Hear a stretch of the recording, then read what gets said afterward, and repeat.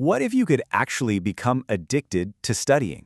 I know, it sounds completely impossible, right? But we're not talking about more willpower or just forcing yourself to do it. We're going to talk about how you can work with your brain's own chemistry to actually make it happen. I mean, just stop and really think about that for a second. That same, magnetic pull you feel to check your phone, what if you could redirect that exact same feeling towards opening a textbook or tackling a tough problem? It might sound like something out of science fiction, but it's totally grounded in real brain science. And this is probably the most important shift in thinking we need to make. If you struggle to focus, the problem isn't that you're lazy or undisciplined. It's that you're locked in a chemical battle with your own brain and you're kind of set up to lose from the start. But today, we're going to learn how to flip that script. So to find the solution, we first have to really understand the core problem. Let's call it the dopamine dilemma. Okay, just look at this menu of options through your brain's eyes. The logic here is brutally simple. On the left side, you've got instant, massive dopamine hits for almost zero effort. On the right, you have delayed, way smaller dopamine hits that take a ton of effort. Which one do you think your brain is going to scream for? It's not even a fair fight. So let's be super clear about this. Your brain isn't being lazy, it's being efficient. It's a survival machine, hardwired to get the biggest reward for the least amount of work. But here's the secret that changes everything. See, dopamine isn't actually the chemical of pleasure. It's the chemical of anticipation. Its main job is to motivate you to go get the thing. And if it's all about anticipation, well, that means we can hack it. And that's exactly where this hack comes in.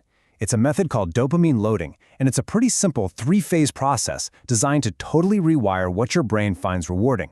So the crucial point here is this. We're not trying to make studying as exciting as a video game. That's impossible.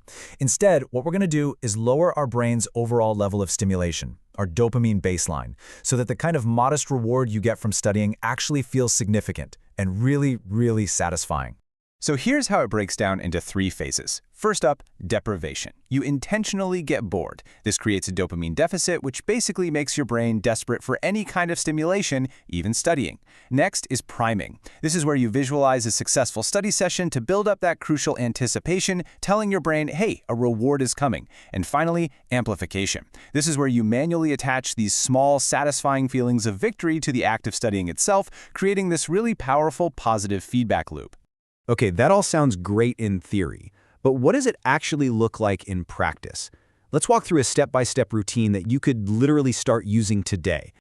The routine kicks in the second you wake up. In the morning, absolutely no phone. You have to protect your dopamine baseline from getting a huge spike first thing. Then, before you study, you do your 30 minutes of deprivation. Sit in silence, take a slow walk, just be bored. This makes your brain hungry. During your study time, you use these focused 25-minute blocks with short breaks. And here's the key. In the evening, that's when you can enjoy your earned, time-limited, high dopamine rewards like video games or TV. And this might be the most critical rule of the entire process. Your 5-minute breaks cannot involve your phone. No music, no videos, no scrolling. Nothing. The moment you get that cheap, high dopamine hit, your brain will flat out refuse to go back to the hard work. Your break is for resting your mind, not for restimulating it. And here's a small but surprisingly powerful amplifier. I know it might feel a little silly at first, but when you finish a 25-minute block, give yourself a real physical celebration. A little fist pump, a quiet yes. You are manually forging a neurological link between the effort of studying and the amazing feeling of victory. So you're doing all of this. When does the magic actually happen?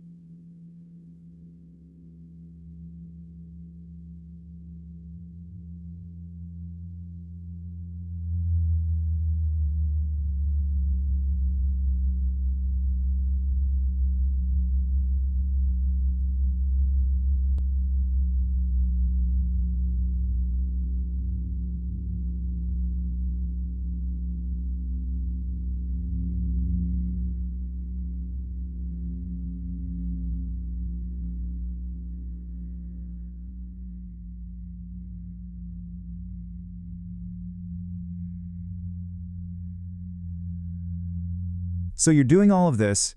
When does the magic actually happen?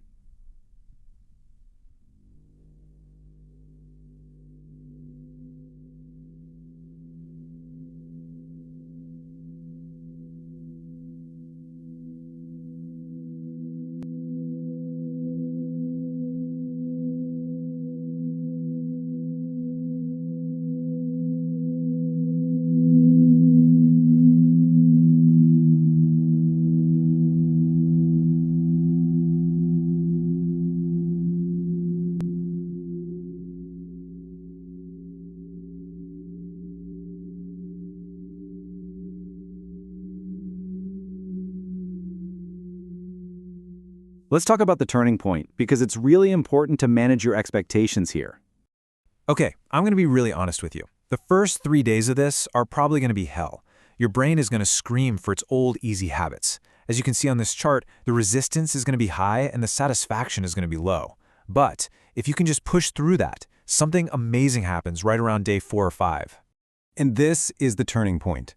This is when your dopamine baseline finally resets. The textbook hasn't changed, but your brain's perception of it has. That little spark you get from finally understanding a tough concept, that becomes the reward. The effort itself starts to feel genuinely satisfying. That's the feeling you've been working toward. So I want to leave you with a clear, simple call to action. I want to challenge you to try this for yourself. Just 5 days, that's it. Don't think about doing this forever. Just frame it as a short experiment. Commit to 5 days of dopamine loading and just track how you feel. See for yourself when studying starts to feel less like a chore and more like a game that you can actually win. And always remember the core idea here. You're not using brute force to overcome your brain's nature. You are gently, strategically, and intelligently reprogramming it to line up with your long-term goals. You know, this whole method is so powerful because it's not just about studying. Once you understand how to manage your brain's reward system, you can apply it to anything. Exercise, learning a new skill, any difficult but rewarding thing. So the real question isn't just about passing your next exam. It's about what you will teach your brain to crave next.